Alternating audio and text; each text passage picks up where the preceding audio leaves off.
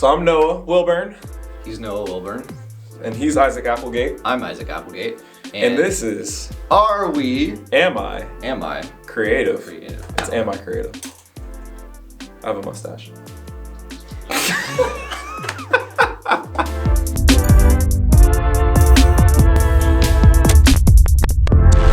First question, the warm-up question. Oh yeah. What's your favorite Star Wars movie? Oh, this is a good one because I love Star Wars. Maybe Rogue One. That's a really good one. Rogue One was really good. Rogue One was really good. You stole my answer. Oh really? Oh man. Rogue One is undeniably the best Star Wars Yeah. film. From like even just film in general, like the way that they told the story. Yeah. Checks all the boxes, and then as far as Star Wars go, it's a great Star Wars movie. Wait, and I'm trying to remember. What's the one where like Darth Maul appears at the end? Phantom Menace. No. He appears in the hologram. Solo. That's Solo. Solo was good too. I like Solo. No. I mean, no. Compared to Rogue One, it wasn't like as good, but Solo in general is just a bad movie. Oh, okay. Yeah. Yeah. I like Return of the Jedi. Almost. It's a good one, yeah. Return of the Jedi. That's good. What's the importance of setting specific goals? Not just goals, but specific goals.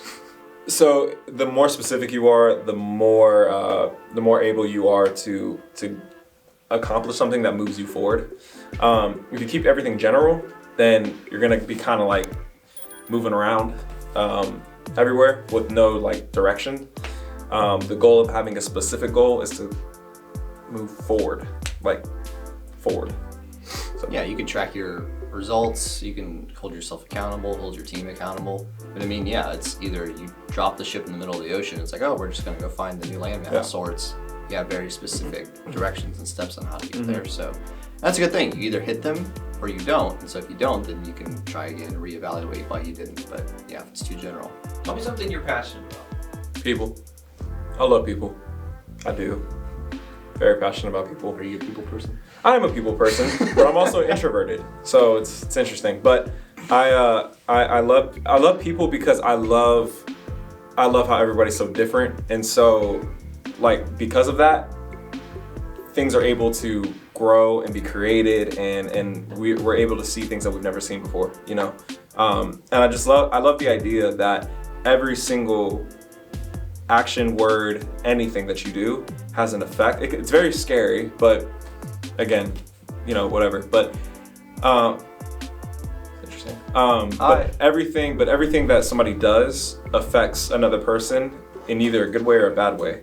So I find that idea very interesting. But I love people, so.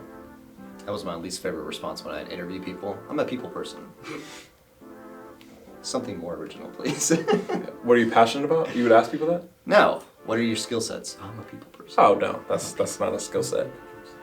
Come on, bro. I'm a connector. I'm passionate about music. I love creating it. I love listening to it. I could lose myself for hours in it. That's the artsy fartsy answer. There we go. Got it. So, continuing on with passion, are you able to describe what this feeling of passion is like? Yeah. Like it for me, that was like the most non-confident answer.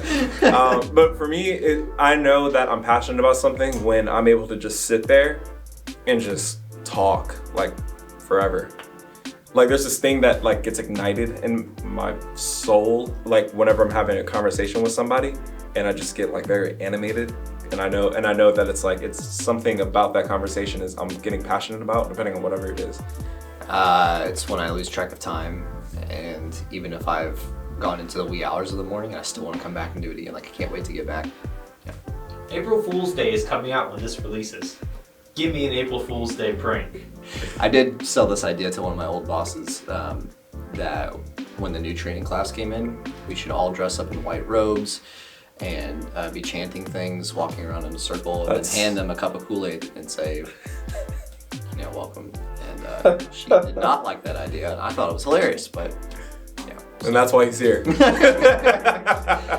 Just creative differences. Tell me something you love about the work you do. Don't give the same answer.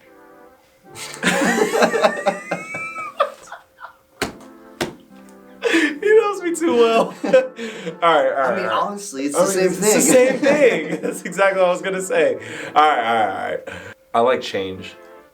There's a lot of change that happens.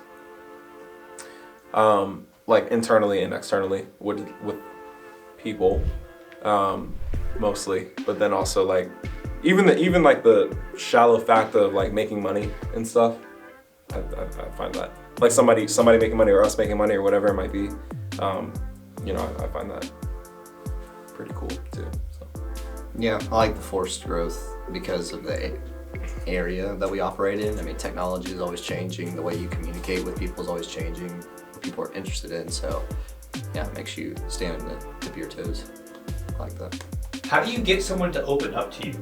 So to help you answer the question, like for Isaac, when you're interviewing somebody at a shoot, and for Noah, when you're having the first meeting with somebody, how do you get that person to open up? Ask a lot of questions. That's what I do, at least. Ask a lot of questions and I relate to them. Questions about what?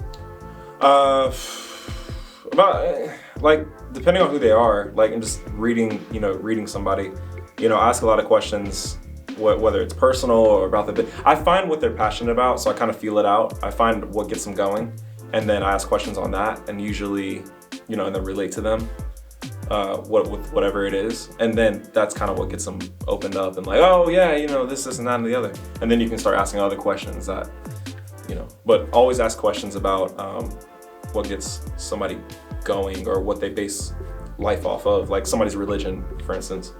Yeah, you just got to create an environment of ease, and when you do that, they start to trust you more. So asking questions are great, but I would divert them away from, like, if I'm interviewing somebody for an interview, I would move it around, what are you doing Friday or something, just anything that's different about that. It gets their mind off of that. And then even simple things like mimicking their body language. If they're laying back like this, kind of lean back with them and just follow them, and eventually that will. Dylan, step in for me. Come on. What's up? Step in. Oh no. Yeah. Dylan's taking over for me. Dylan's taking over. How do you get people to open up to you, Dylan, when you talk to them on the phone? Or? That is a really good question, actually. So, I usually like to start off by, keeping it light, keeping it warm. I know that's kind of a basic answer, but it's not really a one-size-fits-all approach, but I would say that just, being yourself and just being, calm, cool, collective, those kinds of things, and just kind of like easing into a conversation rather than just going full blast, at somebody like, hey, and here's my pitch, and, we're a great company, and blah, blah, blah, blah, blah. Slow it down, take it, breath by breath, and just kind of really, analyze what you're saying first before, just launching into your hysterics of how great you are, basically, is how I get people to open up. That's good. If you're confident, like if you're awkward and nervous, that's only going to feed that energy for them. So be confident, and then they'll start to pick up on that. Show genuine interest in what they're saying, because then they feel like you're actually connecting with them. And then listen to actually active listen. So don't listen just to say something back. Listen to what they're saying, and then you can respond based off of that. But a lot of times we ask somebody a question and they're responding to us, and we're already thinking about what we're going to ask them next, instead of just listen to what they're telling you and then formulate another question based off of that. So that's how you start to build the trust. Because it's good for sales, interviews, going on dates, whatever. Humans are humans. So I want to go back to a previous question for Dylan. What are you passionate about? I am passionate about, many things actually. I think the one thing that does drive my passion is being able to have agency in my work. Being able to have that sort of like say-so and control over a process or something. That's where I start to see like in myself, like all of the wheels start turning, and there's a little bit more room for adaptation, I guess. And Dylan, can you tell me something about what you love about the work you do? What I love is really, I'm a people person, and I'm a people person. No, there is a genuine part of me that does love connecting with folks. I wouldn't say that I am 100% a people person all the time, because that's insane. But I would say that I get a lot of my drive from, connecting folks and, being able to basically, improve where they're standing today. Where can I, help? Final question for today. Can I borrow $5? I swear I'll give it back. My stimulus is not hit yet. I have 438. So if you got the other, you got the other 70, I think we should be good to go. Oh, You take Zelle, you take Zelle, or PayPal, I owe you. Western Union. I don't know. Take a check. Take a check. I think I asked them once Justin gets here. Hold on, what's the $5 for? Gas money or like no, Gas gas money. I remember needing gas money. Hold on. No, I'm kidding. Well, thank you for joining us on Thank another you. episode of, is it I Am Creative? Is that what it's called? Am I creative? Am I Creative? Thank you for having me. The guest star. See you guys next time.